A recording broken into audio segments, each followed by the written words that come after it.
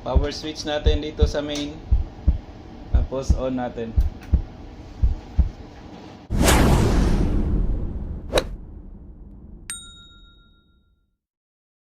Magandang araw ulit mga boss. Welcome po ulit sa aking channel. So ngayon, pagpatuloy natin yung paggawa ng gaming PC. So ito na yung part 3 ng gaming PC natin. So yung part 1, kinumbine natin yung motherboard, yung processor, yung heatsink, tapos yung RAM.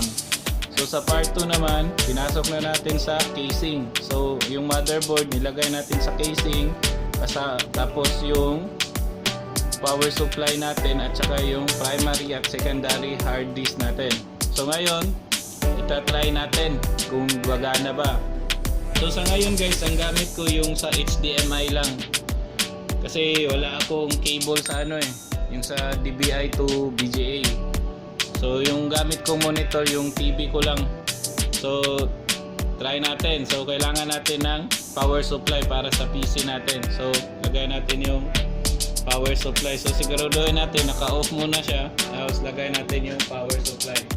Tapos kabit na rin natin sa likod yung HDMI cable.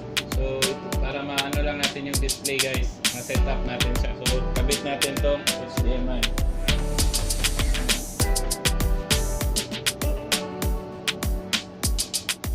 So ayan, okay na. So on natin yung TV natin.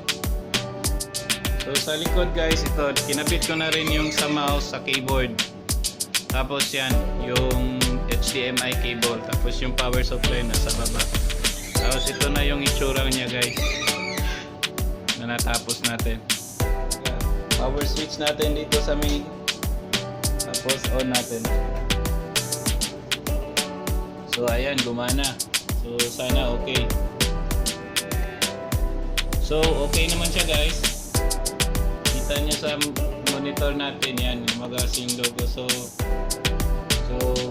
start natin, tapos press delete para papasok tayo sa BIOS.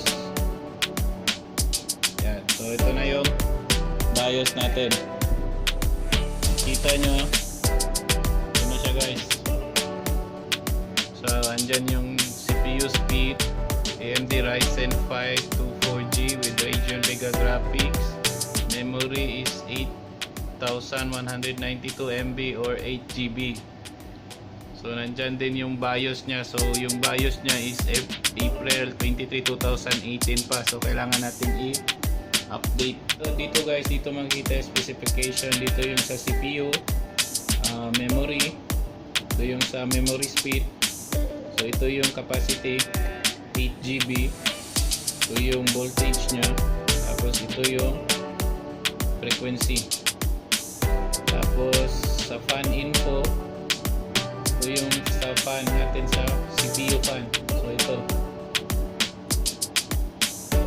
Tapos yung dito 1, 2, 3, 4 wala tayong nilagay, kaya walang nakikita dito. So dito rin yung temperature. So nasa 39 degrees yung temperature ng CPU natin. So pwede atang palitan to kung anong speed yung gusto mo.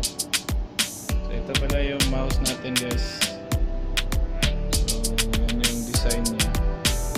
Logo ng MSI logo. Tapos yung keyboard naman, ito siya. So pailawin natin. So ano ba yung, so ito. So pwede kang mamili, green, blue, yellow green, blue green, violet, white. Ayan. So yung pag-update niyan guys, may dindownload na akong BIOS sa ito yun. So sak lang natin, insert lang natin yung BIOS ay yung ito. In-insert ko na yung USB ko kasi nandito yung updated na BIOS. So try natin. So ayan guys, nag-start na siyang mag-update ng BIOS niya. So sa end ng video, ipapakita ko kung paano natin dinownload yung BIOS niya para ma-update natin yung BIOS. So yung video na to guys, pinapakita ko lang sa inyo na tama yung ginawa natin na connection. Mula sa pag-assemble sa motherboard, processor, RAM, hanggang sa nilagay natin sa casing, hanggang sa i-update natin yung OS natin. So ngayon na-update na siya, magre-restart na siya. Tapos press natin delete ulit para makita natin yung updated na BIOS. So ito na yung magiging itsura niya guys. So na-update na natin yung BIOS. So nandyan na din yung details ng ano natin, CPU natin. So yan. So sa next video guys, ipapakita ko sa inyo kung paano mag-install ng OS.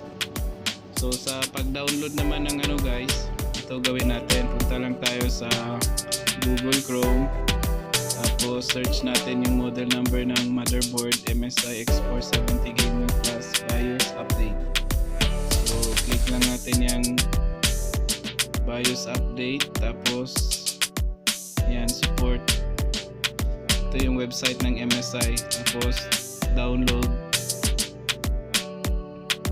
Select natin ng download. Tapos sa kanan, yan, pwede na natin i-download yung BIOS. So ito yung latest July 25, 2019.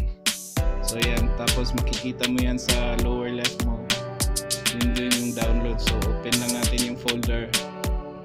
Yan, ito siya. I-extract natin to ngayon sa flash drive na gagamitin natin pang update. So close mo lang yan, tapos extract to. So yung sa akin nasa I siya, Toshiba, tapos mag-extract na yan doon yung pang-update ng BIOS. Tapos try natin i-open kung nandun na ba sa flash drive. Ayan, so ito na siya. So dalawang file, text file, tapos yung system. So yan na yung ginamit ko pang-update sa BIOS mga boss. So after nyan, eject lang natin. Tapos saka natin bunutin pag lumabas na yung save to remove.